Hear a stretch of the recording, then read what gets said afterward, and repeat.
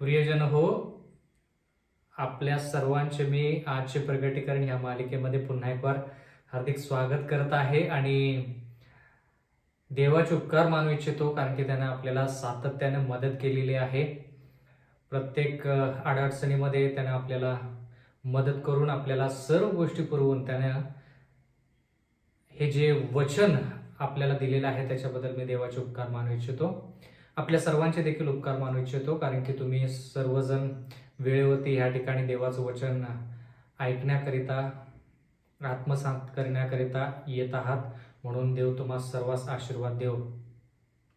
आजचा संदेश क्रमांक 13 आहे आणि या संदेशाचं शीर्षक आहे 4 घोडे. 4 घोडे. आणि बंधू आणि भगिनींनो, मला तुम्हाला हे सांगू द्या की आपण सातत्याने देवाकडे विनंती केली पाहिजे. देवाला सांगितलं पाहिजे की देवा तू आम्हाला मार्गदर्शन कर, कारण की ह्या ज्या गोष्टी आपण शिकत आहोत त्या गहन आणि गूढ गोष्टी आहेत. शिकण्यासाठी, समजावून सांगण्यासाठी ह्या गोष्टी इतक्या सोप्या नाहीत, तरी देखील देव आपल्याला त्याचा पवित्र आत्मा पाठवून मार्गदर्शन करत आहे. तर बंधू आणि भगिनींनो, माझी कळकळीची नागराची विनंती की संदेश जे होत आहेत, संदेश जे तुम्ही ऐकत आहात त्याच्यावरती तुम्ही परत एकदा मनन करा, कारण की हे संदेश जे आहेत हे दैनंदिन जीवनामध्ये आपण याच्यावरती जास्त विचार करत नाही. अशा प्रकारच्या गोष्टी आपण दैनंदिन जीवनामध्ये वापरत नाही. तरी देखील आपण काय केलं पाहिजे, त्याच्यावरती मनन केलं पाहिजे. त्या गोष्टी जोपर्यंत आपलं आयुष्य, त्या गोष्टी जोपर्यंत आपल्या वैयक्तिक होत नाहीत तोपर्यंत त्याच्यावरती आपण विचार केला पाहिजे. पुन्हा एक वर आपण देवाला विनंती करूया की त्यानं आपल्याला मार्गदर्शन करावं. आपण प्रार्थनेत असू. स्वर्गातील जिवंत परमेश्वर देवा, पुन्हा एक वर आज आम्ही तुझी लेकरं या नात्याने तुझ्या चरणाशी येत आहोत. परमेश्वरा, ज्या गोष्टी तू आम्हाला शिकवत आहेस त्या समजण्यासाठी थोड्या कठीण जरी असल्या तरी अशक्य नाही. म्हणून पुन्हा एक वार तू आम्हाला पवित्र आत्म्याचं मार्गदर्शन दे आणि परमेश्वरा, पवित्र आत्म्याची जी भेट आहे ती आमच्यामध्ये पुन्हा एक वार यावी. त्यानं आम्हाला मदत करावी. एवढंच नाही तर परमेश्वरा, त्यानं आम्हाला तुझ्या वचनानुसार चालण्यासाठी इच्छाशक्ती द्यावी. मागत आहोत परमेश्वरा की आम्ही तुझ्या वचनांवरती मनन करावं. जरी समजण्यासाठी गोष्टी कठीण असल्या तरी देखील आम्ही तुझं वचन शिकण्याकरिता कष्ट घ्यावेत, जेणेकरून परमेश्वरा ते वचन स्वतः आम्ही अनुभवू आणि त्याच्याद्वारे आमच्या आयुष्यामध्ये बदल घडून येईल. इथून पुढची वेळ, हे अध्ययन जे आहे, आम्ही सर्व गोष्टी तुझ्या हाती सोपून देत आहोत. आम्हाला तू चालव. नम्र विनंती येशूच्या नावात मागतो, म्हणून तो ऐक. आमेन. बंधू आणि भगिनींनो, प्रगटीकरण याचा 6वा अध्याय. प्रगटीकरण याचा 6वा अध्याय, पहिलं वचन. मग कोकऱ्याने त्या 7 शिक्क्यांपैकी एक शिक्का फोडला, ते मी पाहिले. तेव्हा 4 प्राण्यांपैकी एक मेघगर्जनासारखा ध्वनीने ये असे म्हणाला, ते मी ऐकले. आता आपण 7 शिक्के ह्याने एक पुस्तक जे आहे ते गुंडाळलेलं आपण पाहिलं आणि त्याच्यावरती 7 शिक्के आहेत आणि ते 7 शिक्के कोकऱ्यानं म्हणजे येशू ख्रिस्ताने त्यातला पहिला शिक्का फोडला किंवा तोडला. आणि देवाचं वचन म्हणतं की 4 प्राण्यांपैकी एक मेघगर्जनेसारखा ध्वनीने ये असे म्हणाला. आणि ते ये असा तो प्राणी म्हटल्यानंतर योहानानं ते ऐकलं. 4 प्राणी कोण? बंधू आणि भगिनींनो, प्रगटीकरणाचा 4था अध्याय 7वं वचन. पहिला प्राणी सिंहासारखा. प्रगटीकरणाचा 4था अध्याय 7वं वचन. ज्या गोष्टी आपण शिकलेल्या आहोत त्या गोष्टी कदापि विसरून चालणार नाहीत. प्रगटीकरण 22वा अध्याय जरी शिकत असलो तर प्रगटीकरणचा पहिला अध्याय आपल्याला माहित पाहिजे. पहिला प्राणी सिंहासारखा होता, दुसरा घोड्यासारखा, तिसरा माणसाच्या तोंडासारखा व चौथा प्राणी उडत्या गरुडासारखा होता. आणि हे 4 प्राणी जे आपण पाहिले त्यावेळेस बंधू आणि भगिनींनो, आपण एस्केल ह्या पुस्तकाकडे गेलो आणि त्या ठिकाणी 4 प्राणी म्हणजे 4 स्वर्दूत आपण पाहिले आणि ते 4 स्वर्दूत करूब असे आहेत, कारण की त्यांना 4 पंख आहेत. पण ज्यावेळेस आपण प्रगटीकरणाचा 4था अध्याय वाचला त्या ठिकाणी आपण 4 प्राण्यांना 6 पंख आहेत असं आपण म्हणालो. आणि ते 6 पंख असलेले 4 प्राणी कोण, त्याच्याविषयी आपण शिकताना आपण यशायाच्या पुस्तकाकडे गेलो आणि त्या ठिकाणी आपण पाहिलं की स्वर्गदूतच आहेत ते देखील, पण त्यांना करूब न म्हणता सेराफिम म्हटलेलं आहे, कारण की त्यांना 6 पंख आहेत. 4 पंखांचा करूब, 6 पंखांचा सेराफिम. ठीक आहे, आता 4 प्राणी, त्यातल्या एकाने मेघ गर्जनेसारखा ध्वनी केला आणि ये अशी वाणी केली. त्यावेळेस योहानाने ती वाणी ऐकली. आता ये म्हणजे काय बंधू आणि भगिनींनो, ये म्हणजे काय किंवा ये आणि पहा म्हणजे काय? योहानाचा 1 अध्याय आणि 46 वचन. ज्यावेळेस फिलिप येशू ख्रिस्ताला चमत्कार करताना पाहतो, त्यावेळेस त्याची इच्छा असते की नथानिएलने देखील त्या सर्व गोष्टी पाहाव्यात. म्हणून फिलिप नथानिएलकडे येतो आणि म्हणतो नथानिएलला की नथानिएल, येशू ख्रिस्त ज्याच्याविषयी आपण ऐकलेला आहे, तो ख्रिस्त ज्याच्याविषयी आपण उत्कंठा बाळगलेली आहे किंवा त्याच्याविषयी आपण वाट पाहिलेली आहे, तो आलेला आहे. मग नथानिएल म्हणतो कोणाला? फिलिपाला. नथानिएल फिलिपाला म्हणाला, नथानिएल त्याला म्हणाला योहान 1:46 मध्ये, नाझरेतातून काहीतरी उत्तम निघू शकते का? म्हणजे नथानिएल फिलिपाला म्हणत आहे की तू नाझरेत येशूविषयी सांगत आहेस, पण त्या ठिकाणातून चांगलं काही येईल का? फिलिप काय म्हणतो? फिलिप त्याला म्हणाला, योहान 1:46, फिलिप त्याला म्हणाला येऊन पहा. म्हणजे ये आणि पहा म्हणजे थोडक्यात येऊन पहा हे जे शब्द आहेत, हे शब्द बंधू आणि भगिनींनो, प्रियजन हो, येशू ख्रिस्ताकडं येण्यासाठी आपल्याला सांगतात. प्रभू जो आहे त्याच्याकडे यावं लोकांनी, म्हणून हे शब्द वापरले जातात. ये आणि पहा म्हणजे ये आणि पहा. कोणाला पहा? आठवतं का? योहान बाप्तिस्मा जो आहे तो लोकांना म्हणतो की तुम्ही वनचरणामध्ये काय पाहण्यास गेला? म्हणजे ये म्हणजे तुम्ही काय पाहण्यास गेला? म्हणजे तुम्ही येशू ख्रिस्ताला पाहण्यास गेला का तुम्ही त्या अरण्यामध्ये, त्या वनचरणामध्ये, त्या रानामध्ये दुसऱ्याच गोष्टी पाहायला गेला? जसं की गवत वाऱ्याने कसं डोलतं ते पाहण्यास गेला? ये म्हणजे बंधू आणि भगिनींनो, येशू ख्रिस्ताला पाहण्यास ये. येशू ख्रिस्त प्रगट करत आहे स्वतःला, तो प्रगट कसा होत आहे ते पाहण्यासाठी ये. म्हणजे ये हा शब्द महत्वाचा आहे. प्रगटीकरणाचा 6वा अध्याय आणि 2रं वचन. मग मी पाहिले तो एक पांढरा घोडा आणि त्याच्यावर बसलेला स्वार माझ्या दृष्टीस पडला. आता पांढरा हा शब्द आपण देवाच्या वचनामध्ये कोणत्या कोणत्या गोष्टीमध्ये वापरलेला आहे तो पाहूया. पांढरा, कधी कधी शुभ्र असं देखील शब्द वापरलेले आहेत. तर पांढरा शुभ्र किंवा पांढरा किंवा शुभ्र हे जवळपास शब्द एकच गोष्ट सांगत आहेत किंवा त्या ठिकाणी एकच अर्थ आपल्याला कळतो. आता पांढरा हा शब्द कुठे वाचलेला आहे? प्रगटीकरणाचा 19वा अध्याय आणि 11रं वचन. नंतर मी स्वर्ग उघडलेला पाहिला, तो पहा एक पांढरा घोडा आणि विश्वसनीय व सत्य असा म्हटलेला एक स्वार त्याच्यावर बसलेला मला दिसला. तो नीतीने न्यायनिवाडा करतो व लढतो. म्हणजे शुभ्र ही गोष्ट नीतिमत्वता याला दर्शवलेलं आहे, कारण की इथं लिहिलंय तो नीतीने न्यायनिवाडा करतो, म्हणजे पावित्र्याला दर्शवतं. शुभ्र किंवा पांढरा हा शब्द पावित्र्याला दर्शवतो. आता पांढरा घोडा याच्याविषयी आपण शिकत आहोत. आणखी हा शब्द पांढरा किंवा शुभ्र कुठे वापरलेला आहे? दानिएलचा 12वा अध्याय आणि 10वं वचन. दानिएलचा 12वा अध्याय 10वं वचन. पुष्कळ लोक आपणास शुद्ध व शुभ्र करतील, ते स्वच्छ होतील, पण दुर्वर्तन करतील. दुर्जनांपैकी कोणाला समज मिळणार नाही, पण जे सुज्ञ आहेत त्यांना तो प्राप्त होईल. म्हणजे जे लोक शुभ्र आहेत, शुद्ध आहेत, पवित्र आहेत, त्यांना देवाचं वचन म्हणतं की त्यांना देवाचं वचन कळेल, समजेल. त्या लोकांना देवाचं वचन समजेल. कोणाला? जे शुद्ध आहेत, जे शुभ्र आहेत, जे पवित्र आहेत.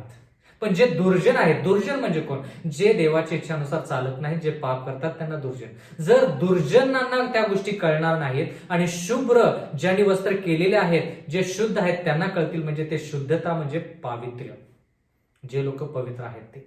प्रगटीकरणाचा 6वा अध्याय आणि 2रं वचन. मग मी पाहिले तो एक पांढरा घोडा व त्याच्यावर बसलेला स्वार माझ्या दृष्टीस पडला. आता पांढरा म्हणजे काय? शुद्धता किंवा पावित्रता किंवा नीतिमत्वता, ह्याला आपण पांढरा असं म्हणू शकतो. मग मी पाहिले तो एक पांढरा घोडा आणि त्याच्यावर बसलेला एक स्वार माझ्या दृष्टीस पडला. त्याच्याजवळ धनुष्य होता. आता ह्या ठिकाणी लिहिले पांढरा घोडा. आता घोडा हा शब्द कशाला दर्शवतो त्याच्याविषयी आपण थोडं शिकूया. घोडा म्हणजे काय? झकर्या याचा 10वा अध्याय आणि 3रं वचन. झकर्या याचा 10वा अध्याय आणि 3रं वचन. मेंढपाळांवर माझा क्रोध भडकला आहे, बोकडांचे मी शासन करीन, कारण सेनाधीश परमेश्वराने आपला कळप, जे यहुदाचे घराणे त्याची भेट घेतली आहे, तो त्यांना आपल्या लढाईच्या सजवलेल्या घोड्यासारखे करील. आता परमेश्वर काय करील या ठिकाणी लिहिलेलं आहे, तो त्यांना आपल्या लढाईच्या सजवलेल्या घोड्यासारखे करील. कोणाला? परमेश्वराने आपला कळप, जे यहुदाचे घराणे आहेत त्यांची भेट घेतलेली आहे. म्हणजे देवाचं वचन म्हणतं की देवाचे जे लोक आहेत त्यांना तो काय करेल? लढाईच्या साठी सजवलेल्या घोड्यासारखे करेल. म्हणजे घोडा हा शब्द लढाई याला दर्शवतो, घोडेस्वार. एवढंच नाही तर प्रगटीकरण याचा 6वा अध्याय आणि 2ऱ्या वचनामध्ये आपण पाहतो, मी पाहिले तो एक पांढरा घोडा आणि त्याच्यावर बसलेला स्वार माझ्या दृष्टीस पडला. त्याच्याजवळ धनुष्य होते, त्याला मुकुट देण्यात आला. म्हणजे ह्या सर्व ज्या गोष्टी आपण पाहिल्या तर आपल्याला कळतं की घोडा हा शब्द लढाईला दर्शवतो. कारण की या ठिकाणी घोडा आहे, घोडेस्वार आहे, त्याच्या हाती त्याच्याजवळ धनुष्य आहे, त्याच्याजवळ मुकुट देखील आहे. म्हणजे थोडक्यात लढाई. बंधू आणि भगिनींनो जरा लक्ष द्या. ज्यावेळेस आपण 7 शिक्क्यांविषयी शिकतो त्यावेळेस आपण म्हणालो पाठीमागच्या संदेशामध्ये की 7 शिक्के जे आहेत ते 7 मंडळीविषयी आणखी जास्त प्रमाणामध्ये सांगतात. मग लोक तुम्हाला प्रश्न करतील की 7 मंडळीविषयी आपण प्रगटीकरण 2 आणि प्रगटीकरण 3 मध्ये शिकलो असताना देखील आपल्याला प्रगटीकरण 4, 5, 6, 7 मध्ये आणि बाकीच्या अध्यायांमध्ये 7 शिक्क्यांविषयी काय शिकायची गरज आहे? प्रश्न बरोबर आहे त्यांचा. दानिएलाचा पुस्तक ज्यावेळेस आपण अभ्यास केला दानिएलाच्या पुस्तकाचा, त्यावेळेस दानिएलच्या 2ऱ्या अध्यायामध्ये जेवढी माहिती आपल्याला मिळाली त्याच्यापेक्षा जास्त माहिती दानिएल 7 मध्ये मिळाली. त्याच गोष्टी होत्या पण जास्त प्रमाणामध्ये आपल्या ज्ञानामध्ये त्या ठिकाणी भर पडली. म्हणून दानिएलचा 7वा अध्याय आपल्यासाठी अत्यंत गरजेचा आहे. दानिएल 2 शिकून आपल्याला ज्या गोष्टी स्पष्टपणे कळत नाहीत तो दानिएल 7 शिकल्यानंतर आपल्याला त्या गोष्टी स्पष्टपणे कळतील. 7 मंडळांविषयी ज्यावेळेस आपण शिकतो त्यावेळेस आपल्याला जेवढी माहिती पाहिजे तेवढी माहिती मिळत नाही. म्हणून देवाची इच्छा आहे की आपण 7 शिक्क्यांविषयी शिकावं. पण मग तुम्ही असा विचार कराल की मग 7 शिक्क्यांविषयीच सरळ आपण का शिकलो नाही, 7 मंडळांविषयी का शिकलो? देव ज्यावेळेस आपल्याला माहिती देतो त्यावेळेस एकदमच सर्व माहिती देत नाही. थोडीशी माहिती देतो, ती आत्मसात आपण करतो.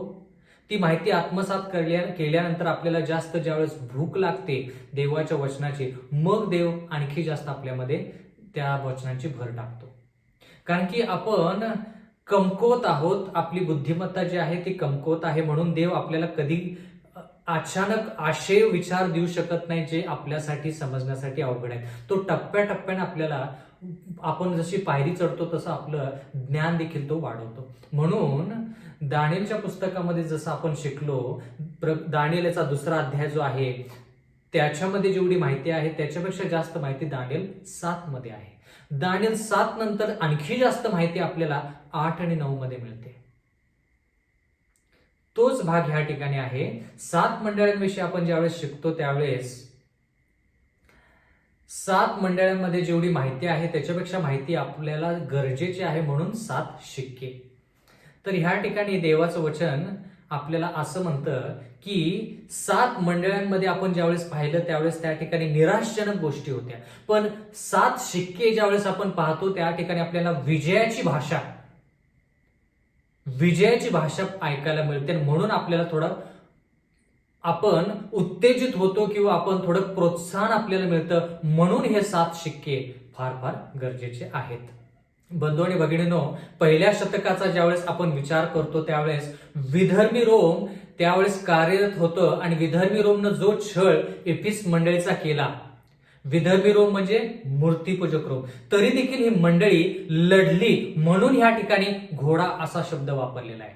पांढरा हा शब्द का वापरलेला आहे? कारण की ह्या मंडळीमध्ये, त्या पहिल्या मंडळीमध्ये लोक नीतिमत्वताद्वारे किंवा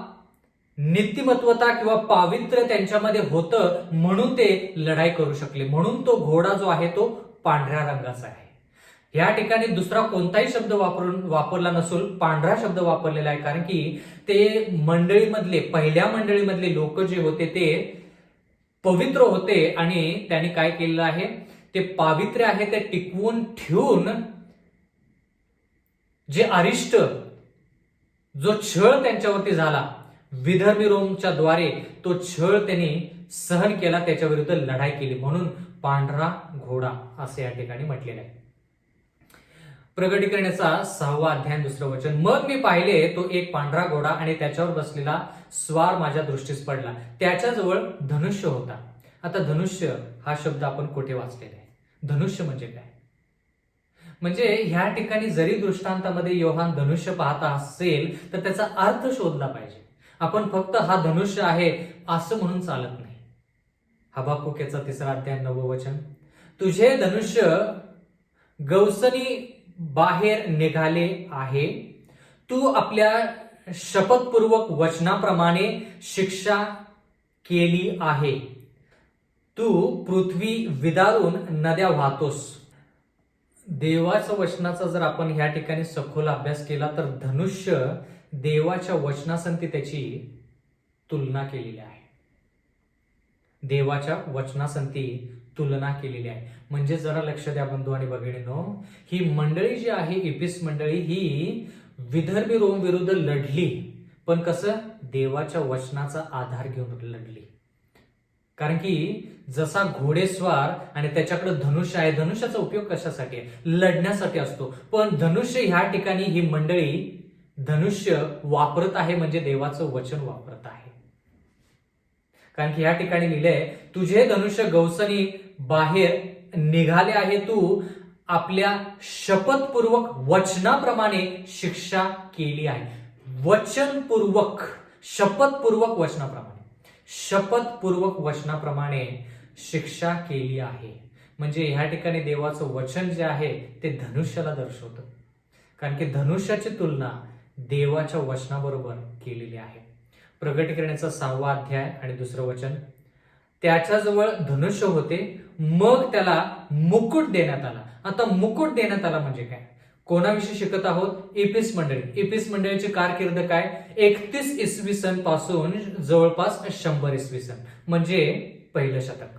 त्या पहिल्या शतकामध्ये देवाचे लोक पांढरे शुभ्र, म्हणजे थोडक्यात पावित्र्य त्यांच्यामध्ये जे आहे त्या पावित्र्याने ते लढले. घोडा म्हणजे ते लढाई त्यांनी केली.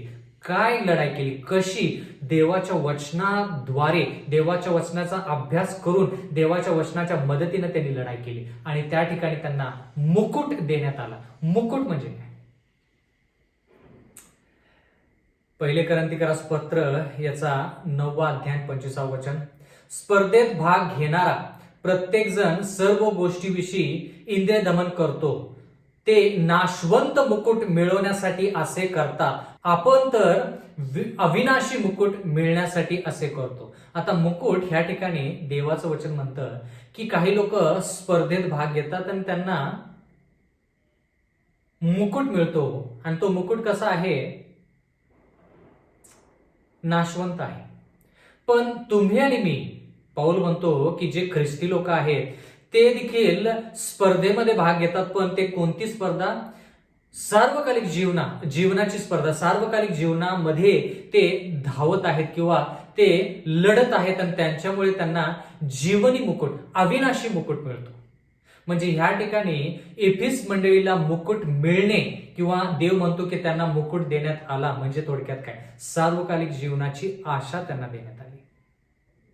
त्यांच्यावरती एवढं अरिष्ट आलं तरी देखील त्यांनी अरिष्टाविरुद्ध देवाच्या वचनाचा आधार घेऊन लढले. म्हणजे काय बंधू आणि भगिनींनो, तुमच्यासाठी माझ्यासाठी हा संदेश कसा उपयुक्त आहे. आज देखील आपण लढाई करत आहोत. आपल्या आजूबाजूला वेगवेगळ्या धर्माचे लोक आहेत, त्यांचा प्रभाव आपल्यावरती पडत आहे. पण तो प्रभाव जर आपल्यावरती आज पडू नये तर आपण काय केलं पाहिजे, देवाच्या वचनाचा आधार घेऊन आपण ती लढाई लढलो पाहिजे. एपिस मंडळीविषयी शिकूया. आणि हा जो पांढरा घोडा जो आहे, तो पांढरा घोडा एपिस मंडळीला कसं दर्शवतो ते थोडक्यात आपण पाहूया. प्रगटीकरणाचा दुसरा अध्याय, एपिस मंडळी, प्रगटीकरण याचा दुसरा अध्याय, दुसरं वचन. तुझे कृत्य, तुझे श्रम व तुझा धीर ही मला ठाऊक आहेत. तुला दुर्जन सहन होत नाहीत. जे प्रेषित नसताना आपण प्रेषित आहोत असे म्हणतात, त्यांची परीक्षा तू केलीस आणि ते लबाड आहेत असे तुला दिसून आले. म्हणजे एपिस मंडळी काय करत आहे, ती जे कष्ट घेत आहे, कशासाठी कष्ट घेत आहे, ती कष्ट ह्याच्यासाठी घेत आहे की दुर्जनपणा त्यांच्यामध्ये नसावा. लोकांनी कसं आयुष्य जगावं, दुर्जन जर असले तर त्यांनी पश्चाताप करावा, प्रायश्चित करावा. एवढंच नाही तर देवाचं वचन म्हणते की त्यांनी परीक्षा केली. कशी परीक्षा केली? परीक्षा देवाच्या वचनाद्वारे त्यांनी केली आणि त्यांना कळून आलं की काही लोक त्यांच्यामध्ये लबाड आहेत. एपिस मंडळीमध्ये काही लोक लबाड आहेत. म्हणजे थोडक्यात ज्या गोष्टी आपण एपिस मंडळीमध्ये शिकलो त्याच गोष्टी पांढरा घोडा शिकत असताना आपण त्याच गोष्टी पाहत आहोत. देवाच्या वचनाद्वारे एपिस मंडळी लढली आणि त्यांना कळून आलं की काही लोक लबाड आहेत. म्हणजे काय, त्यांनी परीक्षा केली. कशी परीक्षा केली? देवाच्या वचनाचा आधार घेऊन. त्याच गोष्टी पांढरा घोडा याच्याविषयी आपण ज्यावेळेस पाहतो त्यावेळेस त्या ठिकाणी धनुष्य म्हणजे देवाचं वचन, मुकुट म्हणजे परीक्षा. आणि मुकुट कोणाला देण्यात येतो? जे लोक परीक्षेमध्ये पार होतात, उत्तीर्ण होतात, त्यांना मुकुट देण्यात येतो. प्रगटीकरणाचा 6वा अध्याय आणि 3रं वचन. त्याने दुसरा शिक्का फोडला तेव्हा दुसरा प्राणी ये असे म्हणाला, ते मी ऐकले. आता ये म्हणजे काय? प्रगटीकरणाचा 4था अध्याय आणि 5वा अध्याय ज्यावेळेस आपण वाचला त्यावेळेस आपण ये असा शब्द ज्यावेळेस शिकलो त्यावेळेस आपण असं म्हणालो देवाच्या वचनानुसार की ये म्हणजे योहानाला सांगण्यात आलं की जो दरवाजा उघडलेला आहे प्रगटीकरण 4 मध्ये, तो पवित्र स्थानाचा दरवाजा जो उघडलेला आहे, म्हणजे थोडक्यात काय 31 इसवी सन पासून पुढे काय होईल हे मी तुला सांगतो, ते पाहण्यासाठी ये. प्रगटीकरण याच्या 4थ्या अध्यायामध्ये आणि 5व्या अध्यायामध्ये आपण हे शिकलो की त्या ठिकाणी देखील योहानाला ये असं सांगण्यात आलं. म्हणजे थोडक्यात योहानाने आता 7 शिक्के शिकत असताना 31 इसवी सन पासून पुढं देवाचे लोक कसे असतील आणि देव त्यांना विजय कसा करेल याच्याविषयी जास्त शिकण्यासाठी किंवा पाहण्यासाठी योहानाला त्या ठिकाणी पाचारण करण्यात आलेलं आहे. प्रगटीकरणाचा 6वा अध्याय आणि 4थं वचन. तेव्हा दुसरा घोडा निघाला, तो अग्निवर्ण होता आणि त्याच्यावर बसलेल्या स्वाराकडे पृथ्वीवरील शांतता हरण करण्याचे व लोकांकडून एकामेकांचा वध करवण्याचे काम सोपवले होते. आता अग्निवर्ण घोडा आहे. आता अग्निवर्ण म्हणजे काय? बंधू आणि भगिनींनो, ज्यावेळेस आपण प्रगटीकरणाचा 12वा अध्याय वाचतो आणि विशेष करून 3रं वचन या ठिकाणी लिहिलेलं आहे प्रगटीकरण 12:3 मध्ये, स्वर्गात दुसरे एक चिन्ह दृष्टीस पडले ते हे, पहा एक मोठा अग्निवर्ण अजगर दिसला, त्याला 7 डोकी व 10 शिंगे होती आणि त्याच्या डोक्यावर 7 मुकुट होते. अग्निवर्ण म्हणजे काय?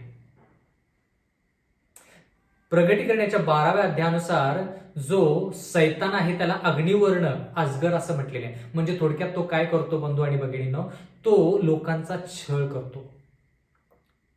म्हणजे 100 इसवी सन पासून स्मुर्ना मंडळी 100 इसवी सन पासून 323 इसवी सन पर्यंत दुसरी मंडळी स्मुर्ना मंडळीला जास्त प्रमाणामध्ये छळ सहन करावा लागला. कोणाद्वारे? विधर्मी रोम, मूर्तीपूजक रोम हे त्या ठिकाणी कार्यरत होते आणि त्याच्यामुळे खूप लोकांना छळ सहन करावा लागला. खूप लोकांना छळ सहन करावा लागला. आता अग्निवर्ण म्हणजे छळ. आता हा जो घोडा आहे ह्या घोड्याला अग्निवर्ण असं म्हटलेलं आहे. म्हणजे थोडक्यात काय, ह्या मंडळीचा छळ होतो. ह्या मंडळीचा काय होतो? छळ होतो. आणि छळ करणारा कोण? सैतान. सैतान कोणाचा वापर करतो? विधर्मी रोमचा. म्हणून ह्या घोड्याला अग्निवर्ण घोडा असा म्हटलेला आहे. प्रगटीकरणाचा 6वा अध्याय आणि 4थं वचन. तेव्हा दुसरा घोडा निघाला, तो अग्निवर्ण होता आणि त्याच्यावर बसलेल्या स्वाराकडे पृथ्वीवरील शांतता हरण करण्याचे आणि लोकांकडून एकामेकाचा वध करण्याचे काम सोपवले होते. त्याला मोठी तलवार देण्यात आली. आता ह्या ठिकाणी लिहिलेलं आहे शांतता हरण करणे. आता शांतता हरण करणे, कशी शांतता आपली निघून जाऊ शकते? आपल्याला जर देव शांतता देऊ इच्छितो तर सैतान ती शांतता कशी हिरावून घेऊ शकतो याच्याविषयी आपण थोडं शिकूया. आणि ह्या ठिकाणी लिहिलेलं आहे आणि लोकांकडून एकामेकांचा वध करण्याचे काम सोपवले होते. आता एकामेकांचा वध, एकामेकांचा हा शब्द जर तुम्ही देवाच्या वचनामध्ये वाचला तर खूप अशी वचनं आहेत. पण आपण मत्तेचा 24वा अध्याय वाचूया. मत्तेचा 24वा अध्याय 9व वचन. तेव्हा तुमचे हाल करण्याकरिता ते तुम्हाला धरून देतील व तुम्हाला जीवे मारतील आणि माझ्या नावामुळे सर्व राष्ट्रे तुमचा द्वेष करतील. म्हणजे काय?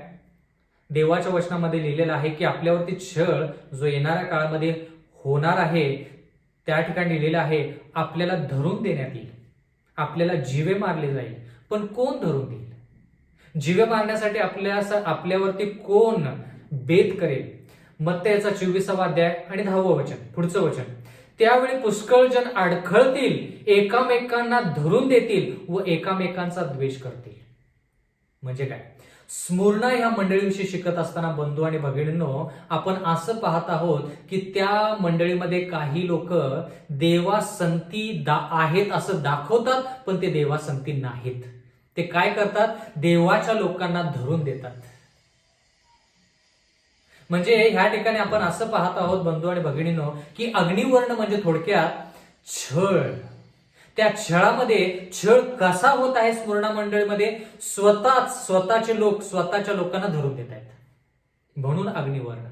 म्हणून ह्या ठिकाणी ह्या मंडळीचा छळ आतून जास्त होत आहे. आता स्मुर्ना मंडळीविषयी थोडं शिकूया. प्रगटीकरणाचा 2रा अध्याय. प्रगटीकरणाचा 2रा अध्याय 10वं वचन. तुला जे काही सोसावे लागणार आहे त्याचे भय धरू नको. पहा, तुमची परीक्षा व्हावी म्हणून सैतान तुमच्यापैकी कित्येकांना तुरुंगात टाकणार आहे. सैतान स्मुर्ना मंडळीतील काही लोकांना किंवा कित्येक लोकांना तुरुंगात टाकणार आहे. कसं तुरुंगात टाकेल? कसं तुरुंगात टाकेल? त्यांचेच लोक त्यांच्या विरोधात जातील आणि पकडून देतील, म्हणजे धरून देतील. तेव्हा दुसरा घोडा निघाला, तो अग्निवर्ण होता. त्याच्यावर बसलेल्या स्वाराकडे पृथ्वीवरील शांतता हरण करण्याचे व लोकांकडून एकामेकांचा वध करण्याचे काम सोपवले होते. त्याला मोठी तलवार देण्यात आली होती. मोठी तलवार ह्या घोड्यावरती जो घोडेस्वार आहे त्याला देण्यात आली. तलवार म्हणजे काय? आता तलवार म्हणजे देवाचं वचन देखील आपण म्हणू शकतो.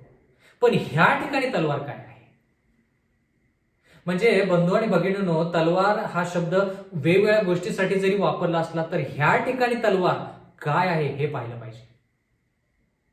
आठवतं का दानिएलचा अभ्यास करत असताना आपण दानिएलचा 7वा अध्याय ज्यावेळेस शिकलो त्यावेळेस आपण पहिले श्वापद पाहिलेत जे सिंहासारखे होते. आता सिंह सैतानाला पण दर्शवलेला आहे, सिंह येशू ख्रिस्ताला पण दर्शवलेला आहे, सिंह बाबेलला पण दर्शवलेला आहे. मग त्या ठिकाणी तो सिंह कोण? येशू ख्रिस्त, सैतान की बाबेल? त्या ठिकाणी आपण असं शिकलो की तो सिंह बाबेलला दर्शवतो. म्हणजे संदर्भ काय आहे? त्या तो संदर्भ जो आहे तो पाहायचा आणि मग अर्थ जोडून पाहिला पाहिजे. आता तलवार हा शब्द देवाच्या वचनाला जरी वापरला असला तरी आणखी कोणत्या गोष्टीला वापरला जातो? प्रगटीकरणाचा 13वा अध्याय आणि 10वं वचन. प्रगटीकरणाचा 13वा अध्याय आणि 10वं वचन.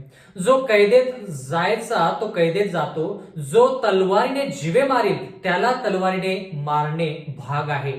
यावरून पवित्र जनांचा धीर व विश्वास दिसून येतो. म्हणजे तलवार त्या ठिकाणी बंधू आणि भगिनींनो छळ ह्याला दर्शवते. म्हणजे थोडक्यात बंधू आणि भगिनींनो ह्या ठिकाणी देवाचं वचन म्हणतं की जो छळ करतो त्याचा छळ होईल, जो जीवे मारतो त्याला जीवे मारले जाईल. प्रगटीकरणाचा 6वा अध्याय 5वं वचन. त्याने तिसरा शिक्का फोडला तेव्हा तिसरा प्राणी, पहिला प्राणी कोणता? पहिला प्राणी कोणता? जर आपण देवाच्या वचनामध्ये पाहिलं तर त्या ठिकाणी आपल्याला प्रगटीकरणाचा 4था अध्याय 7व्या वचनामध्ये पाहायला मिळेल पहिला प्राणी सिंहासारखा होता. 4 प्राणी सेराफिम, 6 पंख. पहिला प्राणी सिंहासारखा, दुसरा गोऱ्यासारखा, तिसरा माणसाच्या तोंडासारखा. म्हणजे बंधू आणि भगिनींनो पहिला शिक्का ज्यावेळेस फोडण्यात आला त्यावेळेस खरंच लोक राजासारखे, जशी लढाई करतो राजा तसं ते लढले. दुसरा शिक्का ज्यावेळेस फोडला त्यावेळेस मनुष्य, म्हणजे थोडक्यात ह्या ठिकाणी लिहिले दुसरा गोऱ्यासारखा होता. म्हणजे गोरा जसा सेवक आहे तसं दुसऱ्या मंडळीची म्हणजे स्मुर्ना मंडळीची परिस्थिती झाली. आता तिसरा जो प्राणी आहे तो मनुष्याच्या तोंडासारखा आहे. आता ह्या ठिकाणी आपण असं पाहूया की हा तिसरा शिक्का काय आहे. प्रगटीकरणाचा 6वा अध्याय 5वं वचन. त्याने तिसरा शिक्का फोडला तेव्हा तिसरा प्राणी ये असे म्हणाला, ते मी ऐकले. मग मी पाहिले तो एक काळा घोडा. तिसरा घोडा कसा आहे? काळा आहे. पहिला कसा आहे? पांढरा आहे. दुसरा कसा आहे? अग्निवर्ण आहे. तिसरा कसा आहे? काळा आहे. आणि त्याच्यावर बसलेला कोणी एक माझ्या दृष्टीस पडला, त्याच्या हातात तराजू होते. आता हा काळा घोडा आहे. काळा म्हणजे काय? घोडा म्हणजे लढाई, पांढरा म्हणजे पवित्रता, अग्निवर्ण म्हणजे छळामध्ये देखील त्या ठिकाणी तो लढतो. आता काळा हा शब्द काय सांगतो आपल्याला? इफिस मंडळीनंतर स्मुर्ना मंडळी, स्मुर्ना मंडळीनंतर कोणती मंडळी?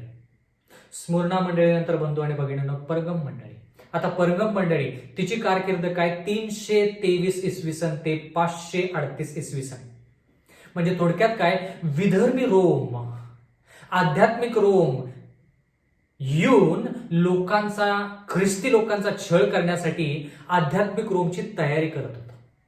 कोण करत होतं?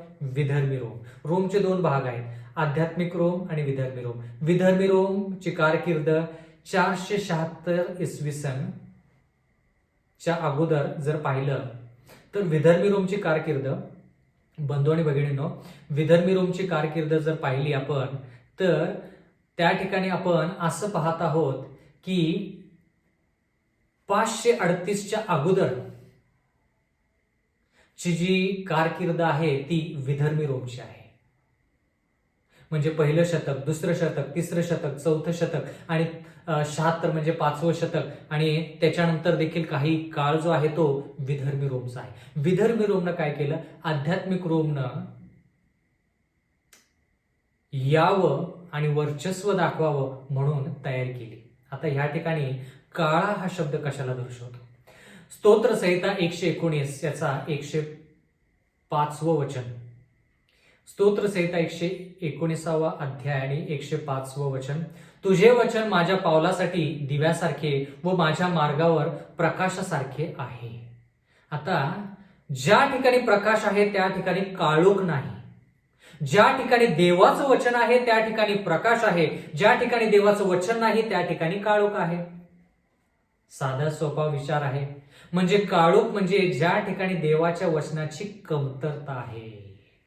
म्हणजे परगम मंडळीमध्ये देवाच्या वचनाची कमतरता आहे. म्हणून काय होतं ते थोडं आपण पाहूया. बंधू आणि भगिनींनो, आमोस याचा 8वा अध्याय आणि 11वं वचन. आमोस याचा 8वा अध्याय आणि 11वं वचन. प्रभू परमेश्वर म्हणतो, पहा असे दिवस येत आहेत की त्यात मी देशावर दुष्काळ आणीन. तो दुष्काळ पाण्याचा नव्हे, अन्नाचा किंवा पाण्याचा नव्हे, तर तो परमेश्वराची वचने ऐकण्यासंबंधाचा होईल. म्हणजे देवाच्या वचनाचा दुष्काळ, त्याला म्हणायचं काळोख. कारण की देवाचं वचन म्हणतं की तुझे वचन माझ्या पावलासाठी दिव्यासारखे आहे. दिवा म्हणजे उजेड. म्हणजे ज्या ठिकाणी देवाचं वचन आहे त्या ठिकाणी उजेड आहे, ज्या ठिकाणी देवाचं वचन नाही त्या ठिकाणी काळोख आहे.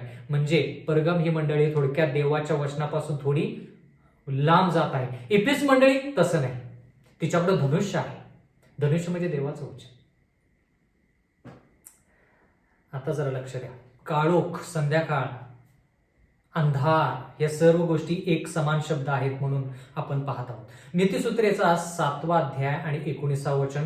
संध्याकाळी दिवस मावळता रात्रीच्या काळोखात निबिड अंधारात गेला.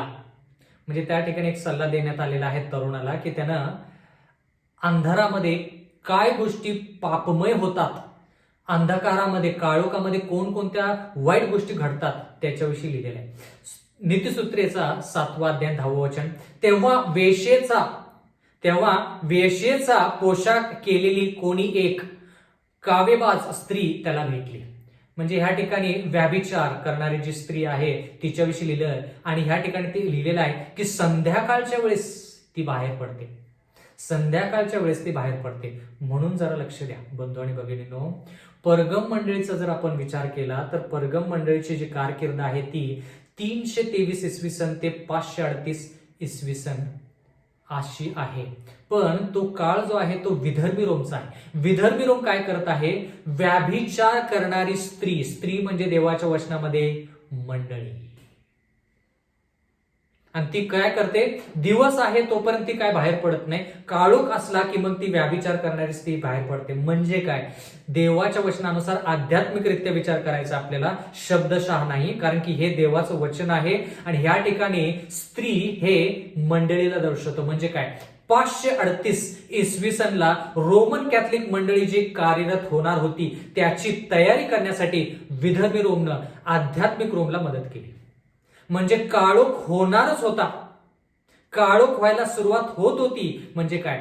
ती स्त्री रोमन कॅथलिक मंडळी स्थापन व्हायला तयार होत होती. थोडा सखोल अभ्यास आहे पण महत्वाचा आहे. व्याभिचार करणारी स्त्री नीतिसूत्रे याच्या 7व्या अध्यायानुसार जशी अंधाराचा वापर करते किंवा अंधार होऊपर्यंत वाट पाहते, तसं परगम मंडळी, काळा घोडा म्हणजे त्या ठिकाणी देवाचं वचन नाही किंवा कमी आहे हे पाहून आध्यात्मिक रोम 538 ला काय करतं? आपली मंडळी स्थापन करतं. पण त्याच्या अगोदर ह्या मंडळीला म्हणजे परगम मंडळीमध्ये शिरकाव करण्याचा प्रयत्न करतं. म्हणजे विदर्भी रोम काय करतं? त्यांच्या ज्या विधी आहेत, मूर्तीपूजा किंवा नैवेद्य, या सर्व गोष्टी आपण परगम मंडळी शिकताना पाहिलं. त्या सर्व गोष्टी काय करतं? ख्रिस्ती मंडळीमध्ये, परगम मंडळीमध्ये आणण्याचा प्रयत्न करतो. कोण? विदर्भी रोम. म्हणून त्याला काळा असा शब्द वापरलेला आहे. कारण की त्या काळोखामध्ये ती व्याभिचारी स्त्री, जिला रोमन कॅथलिक मंडळी असं म्हटलेलं आहे, ती कार्यरत होते. आता परगम मंडळीविषयी थोडं शिकूया. म्हणजे हा काळा घोडा जो आहे आणि परगम मंडळी जे आहे ते एक समान आहेत का नाही आपल्याला कळेल. प्रकटीकरणाचा 2रा अध्याय, परगम मंडळी आणि 14 वचन. तथापि तुला थोड्या गोष्टीविषयी दोष देणे मला प्राप्त आहे. त्या ह्या की बालामाच्या शिक्षणाप्रमाणे चालणारे लोक तेथे तुझ्याजवळ आहेत. कोणाविषयी लिहिले? परगम. बालामाचे शिक्षण म्हणजे काय? खोटा संदेष्टा. बालाम खरा संदेष्टा होता पण तो खोटा संदेष्टा झाला. बालामाचे शिक्षण. त्याने मूर्तीला दाखवलेले नैवेद्य खाणे व जार कर्म करणे हे अडखळण इस्रायलाच्या संतानापुढे ठेवण्यास बालकाला शिकवले. बालक कोण होता? राजा. आपण या गोष्टीविषयी शिकलो. तर बंधू आणि भगिनींनो, खोटे शिक्षण त्या परगम मंडळीमध्ये येऊ लागले. म्हणून शुभ्र घोड्यापासून अग्निवर्ण घोडा, अग्निवर्ण घोड्यापासून काळा घोडा ह्या ठिकाणी आपण पाहत आहोत. 15 वचन, प्रकटीकरणाचा 2रा अध्याय 15 वचन, परगम मंडळीविषयी लिहिले. तसेच निकलायतांचे तशाच प्रकारच्या शिक्षणाप्रमाणे चालणारे लोक हे तुझ्याजवळ आहेत. निकलायत म्हणजे काय? जरा लक्ष द्या. निकलायत म्हणजे जे लोक नाश करणारे शिक्षण देतात त्यांना निकलायत असं म्हणतात. असं आपण 7 मंडळ्या शिकताना पाहिलं. आणि विशेष करून परगम मंडळी. म्हणजे जरा लक्ष द्या. देवाच्या वचनानुसार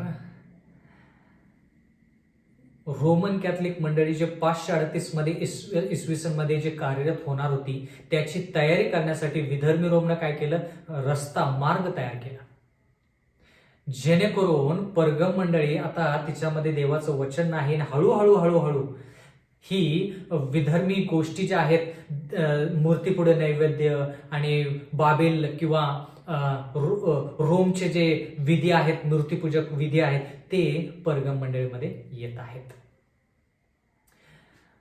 प्रकटीकरणाचा 6वा अध्याय आणि 7वं वचन. त्याने 4था शिक्का फोडला, तेव्हा 4था प्राणी ये असे म्हणाला, ते मी ऐकले. आता 4था प्राणी म्हणजे कोण? पहिला प्राणी सिंहासारखा, दुसरा प्राणी घोऱ्यासारखा, तिसरा प्राणी मनुष्याच्या तोंडासारखा, 4था प्राणी उडता गरुड जो आहे, भरभराटी म्हणजे थोडक्यात भरारी मारणारा जो गरुड आहे त्याच्यासारखा आहे. आता 4था शिक्का फोडला त्यावेळेस 4था प्राणी. आता हा प्राणी कसा आहे? प्रकटीकरणाचा 6वा अध्याय 8वं वचन. मग मी पाहिले तो एक फिक्कट रंगाचा घोडा आणि त्याच्यावर बसलेला पुरुष माझ्या दृष्टीस पडला. त्याचे नाव मृत्यू आणि अधोलोक त्याच्या पाठोपाठ चालला होता. त्यांना तलवारीने, दुष्काळाने व मरीने व पृथ्वीवरील श्वापदाकडून माणसांना जिवे मारण्याचा अधिकार पृथ्वीच्या 4थ्या भागावर देण्यात आला.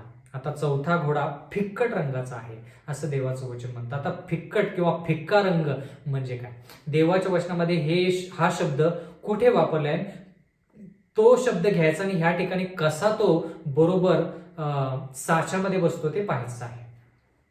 यशयाचा 29वा अध्याय 22वा वचन. फिक्कट. यशयाचा 29वा अध्याय 22वा वचन. बंधू आणि भगिनींनो, परगम मंडळीनंतर आपण कोणती मंडळी पाहतो? थुअतिरा मंडळी पाहतो. यशयाचा 29वा अध्याय 22वा वचन. म्हणून अब्रामाचा उद्धारकर्ता परमेश्वर याकोबाच्या घराण्याविषयी म्हणतो, ह्यापुढे याकोब लज्जायमान होणार नाही व त्याचा चेहरा फिक्का पडणार नाही. लज्जायमान होणार नाही व त्याचा चेहरा फिक्का पडणार नाही म्हणजे काय? लज्जायमान म्हणजे काय?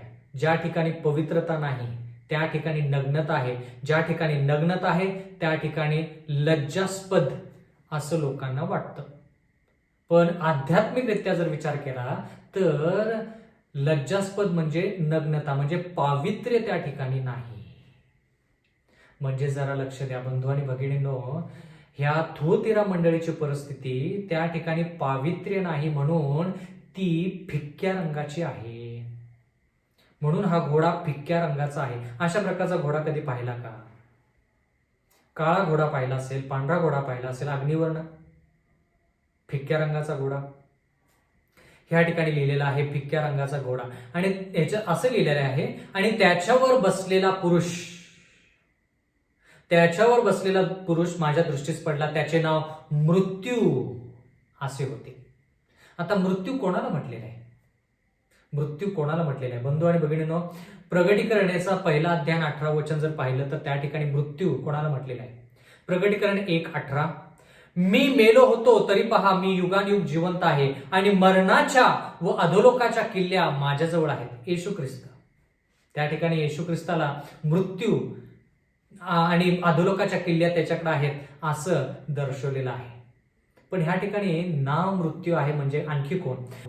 नीतिसूत्रेचा 7वा अध्याय 24वा वचन. तर माझ्या मुलांनो माझे ऐका, माझ्या तोंडच्या वचनाकडे लक्ष द्या. नीतिसूत्रेचा 7वा अध्याय 25वा वचन. तुझ्या मनाला तिच्या मार्गाकडे वळू देऊ नकोस, तिच्या वाटेने जाऊन भवकू नकोस. म्हणजे व्याभिचार करणारी जी स्त्री आहे त्या ती स्त्री जी आहे ती काळोखामध्ये बाहेर पडते आणि ह्या ठिकाणी एका तरुणाला सल्ला देण्यात आलेला आहे की तिच्या मार्गाकडे वळू नको आणि भडकून जाऊ नको. नीतिसूत्रेचा 7वा अध्याय 26वा वचन. कारण तिने बहुतांना घायाळ करून पाडले आहे, तिने वधलेल्या सर्वांची संख्या फार मोठी आहे. म्हणजे ह्या ठिकाणी व्याभिचार करणारी स्त्री खूप पुरुषांना किंवा तरुण लोकांना घायाळ करत आहे असं देवाचं वचन म्हणतं. पण स्त्री आध्यात्मिकरित्या जर विचार केला तर मंडळी म्हणजे थुअतीरा मंडळीला सल्ला देण्यात येत आहे की जी व्याभिचार करणारी स्त्री आहे किंवा रोमन कॅथलिक मंडळी आहे, ती रोमन कॅथलिक मंडळीच्या वाटेत जाऊ नकोस, तिच्या मार्गावरती जाऊ नकोस. दिवस आहे तोपर्यंत तू स्वतःला वाचव, कारण की अंधार झाला की ती स्त्री बाहेर येईल. माझी अशी आशा आहे की या सर्व गोष्टी तुम्हाला समजत आहेत. बंधूंनी भगिनींनो, म्हणून देवाचं वचन म्हणतं की ज्यांचे वस्त्र शुभ्र आहेत आणि स्वच्छ आहेत त्यांनाच या सर्व गोष्टी कळतील. माझी पण पात्रता नाही, आपले कोणाचीच पात्रता नाही, तरी देखील देव आपल्याला या गहन आणि गूढ गोष्टी शिकवत आहे. म्हणून थोडं कष्ट घ्या, थोडं कष्ट घ्या. हे जे कष्ट तुम्ही घ्याल, जी वेळ तुम्ही देत आहात, जे वचन तुम्ही आत्मसात करत आहात, ती वेळ आणि ते कष्ट कधीही वायफळ जाणार नाही, कधीही वायफळ जाणार नाही. ज्या गोष्टी मी 10 वर्षापूर्वी शिकलो त्या गोष्टी मी आज देखील लोकांना शिकवत आहे. त्याच्यामुळं 10 वर्षापूर्वी जे कष्ट केलं, 15 वर्षापूर्वी जे कष्ट केलं, त्याचं फळ मला आज मिळत आहे.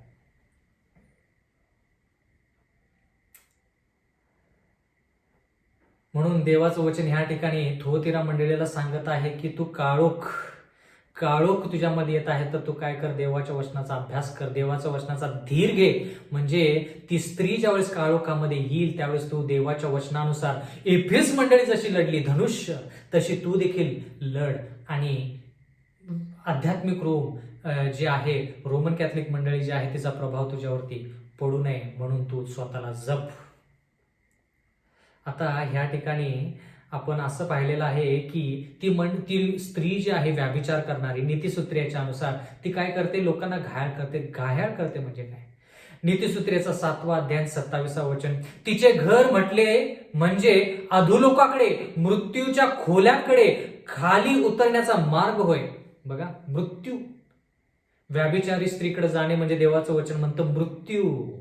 त्या ठिकाणी अधोलोकाकडे जाणे, मृत्यूच्या खोलीकडे जाणे असं आहे. म्हणजे मृत्यू का येतो, कशामुळे येतो, ते जर आपण पाहूया. पहिले कोरिन्थीकरास पत्र याचा 15वा अध्याय आणि 55वा वचन.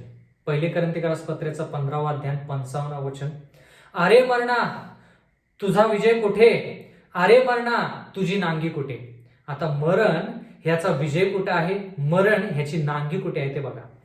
पहिले कोरिन्थीकरास पत्राचा 15वा अध्याय 56वा वचन, मरणाची नांगी पाप आणि पापाचे बळ नियमशास्त्र. म्हणजे थोडक्यात देवाचं वचन म्हणतं की ह्या ठिकाणी मरणाची नांगी पाप आहे. म्हणजे थोडक्यात जर थुअतीरा मंडळीसाठी देवाचं वचन प्रकाशमय करेल, तिची वाट जी आहे, तिचा मार्ग जो आहे ते प्रकाशमय करेल. कारण की का, स्तोत्र संहिता पुस्तकामध्ये आपण वाचलं की देवाचं वचन आपल्या मार्गासाठी प्रकाशमय असं आहे.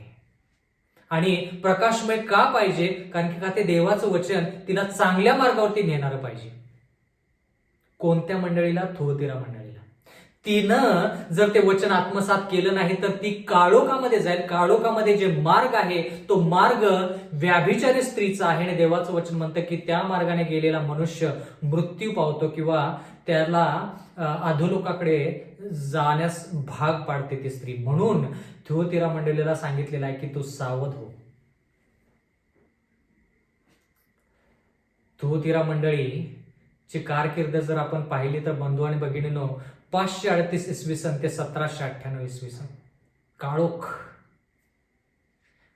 म्हणजे काय बंधू आणि भगिनींनो, त्या ठिकाणी उजेड नाही म्हणजे काय, देवाचं वचन नाही. आणि देवाचं वचन ह्या ठिकाणी आपण असे पाहत आहोत, जर तुम्ही वाचलं प्रगटीकरणाचा 2रा अध्याय 20वा वचन, थुअतीरा मंडळी कशी काळा घोडा ह्याच्याशी संलग्न आहे ते पाहूया. प्रगटीकरणाचा 2रा अध्याय 20वा वचन, तरी तुला दोष देणे मला प्राप्त आहे, कारण इजबेल नावाची जी स्त्री आपणाला संदेष्ट्री म्हणवते आणि जार करण्यास व मूर्तीला दाखवलेले नैवेद्य खाण्यास तुझ्या दासांना शिकवून भुलवते, तिला तू तसे करू देतोस. थुअतीरा मंडळीला ह्या ठिकाणी आपण शिकलो की इजबेल म्हणजे कोण, स्त्री. इजबेल म्हणजे कोण, जी खोटी संदेष्ट्री आहे. इजबेल म्हणजे कोण, जी स्त्री आहे पण ती खरी स्त्री नाही. स्त्री म्हणजे मंडळी. म्हणजे रोमन कॅथलिक मंडळी जे जार कर्मे करायला सांगते, रविवारची उपासना करायला सांगते, ती उपासना तू करू देतोस असं थुअतीरा मंडळीवरती आक्षेप घेण्यात येत आहे. पण देवाचं वचन म्हणतं की घोडा म्हणजे काय? लढणे लढणे लढणे लढणे. म्हणजे 7 मंडळ्या शिकत असताना ह्या गोष्टी जरी शिकलो असलो तरी 7 शिक्के शिकत असताना आपण म्हणायचं की देव काय करत आहे? लढत आहे, लढत आहे, प्रत्येक मंडळीसाठी लढत आहे. आता कल्पना करा की छळ मंडळीचा होत आहे. इफिस मंडळी असू दे, स्मुर्ना असू दे, परगम असू दे, थुअतीरा असू दे, ह्या मंडळीचा छळ होणे म्हणजे थोडक्यात आपण अग्नी हा शब्द वापरूया, अग्नी, बरं का. तर आता माझ्याकडे एक काडीची पेटी आहे, माझ्याकडे एक काडी आहे, आणि मी कल्पना करा की हे जे देवाचे लोक आहेत हे पांढऱ्या कागदाने दर्शवलेले आहेत, उदाहरणार्थ. कारण की इफिस मंडळी शुभ्र आहे, शुभ्र आहे, देवाचं वचन आहे, म्हणजे देवाच्या वचनानुसार ही मंडळी आहे. तर ह्या मंडळीवरती आपण जसं लिहिलेलं आहे की छळ होतो, म्हणजे मी काय करणार आहे आता, ह्या मंडळीवरती अग्नीने काय करणार आहे, दाखवणार आहे की छळ होतो. त्यावेळेस ही मंडळी हळूहळू कसे बदलते ते बघा. म्हणजे ह्या कागदाचा रंग हळूहळू कसा बदलतो ते पाहूया, बरं का. आता ह्या ठिकाणी हे लाल आहे, मग लाल नंतर सफेद पान लाल झालं, मग त्याच्यानंतर ते काळं झालं, काळ्यानंतर ते राखेप्रमाणे झालं. म्हणजे काय? म्हणजे काय? ज्यावेळेस लोकांचा छळ होतो त्यावेळेस बंधू आणि भगिनींनो, अशी लोकांची, देवाच्या लोकांची परिस्थिती बदलते. तुम्ही या गोष्टी घरी करून पाहू शकता. पण जर तुम्ही मला विचारलं की देवाची इच्छा काय आहे, पांढऱ्या पानानं अग्नीवरनं व्हायचं, कारण की जाळ, अग्नीवरनं त्याच्यानंतर ते पान जे आहे ते काळं पडतं, म्हणजे त्या ठिकाणी प्रकाश नाही, आणि त्याच्यानंतर फिक्कट पडतं, म्हणजे थोडक्यात काय, त्या ठिकाणी आध्यात्मिक बाब जे आहे ते अतिशय कमी. थुअतीरा मंडळीमध्ये आध्यात्मिक बाब फार कमी. पण जर देवाच्या वचनाचा अभ्यास केला तर देवाचं वचन तुम्हाला हेच सांगेल की तुम्ही पहिल्यापासून शेवटपर्यंत असं पाहिजे, पहिल्यापासून शेवटपर्यंत तुम्ही शुभ्र आणि मी आणि तुम्ही शुभ्र असून तो धनुष्य देवाचं वचन घ्यायचं आणि आपण लढलं पाहिजे. पण बंधू आणि भगिनींनो, थुअतीरा मंडळीचा ज्यावेळेस आपण विचार करतो त्यावेळेस ती मंडळी फिक्कट आहे, म्हणजे तिच्यामध्ये आध्यात्मिक पातळी फार कमी आहे, तिच्यामध्ये पावित्र्य राहिलेलं नाही, ती राखेप्रमाणे झालेली आहे. राख कशी असते? फिक्कट रंगाची असते, ती लाल रंगाची नसते, ती पांढऱ्या रंगाची नसते, ती अग्निवर्ण नसते, किंवा ती काळ्या रंगाची नसते, ती फिक्कट रंगाची होऊन जाते. याच्यातून आपण काय शिकायचं? बंधू आणि भगिनींनो, शेवटचा मुद्दा असा आहे की आपण पहिल्यापासून शेवटपर्यंत देव आपल्याला असं पाहू इच्छितो, शुभ्र पाहू इच्छितो, जेणेकरून ज्यावेळेस येशू ख्रिस्त येईल त्यावेळेस शुभ्र वस्त्र म्हणजे पावित्र्य घेऊन आपण देवाच्या स्वर्गामध्ये पदार्पण करावं. परमेश्वर आपणा सर्वांस आशीर्वाद देवो. आपण प्रार्थना करूया. स्वर्गातील जिवंत परमेश्वर देवा, उपकार मानतो, आजची संधी आम्हाला तो देव केलेली आहेस. परमेश्वरा, ह्या 4 मंडळीविषयी आम्ही शिकलो आहोत, 4 शिक्क्यांद्वारे. मागत आहोत परमेश्वरा की तू आमच्या संगती राहा. इथून पुढचे जे आम्ही अध्ययन करणार आहोत येणाऱ्या काळामध्ये, ते अध्ययन आम्ही तुझ्या इच्छेनुसारच करावं असं होऊ दे. आम्हा सर्वांना आशीर्वाद दे. नम्र विनंती येशूच्या नावात मागतो, म्हणून तो ऐक. आमेन.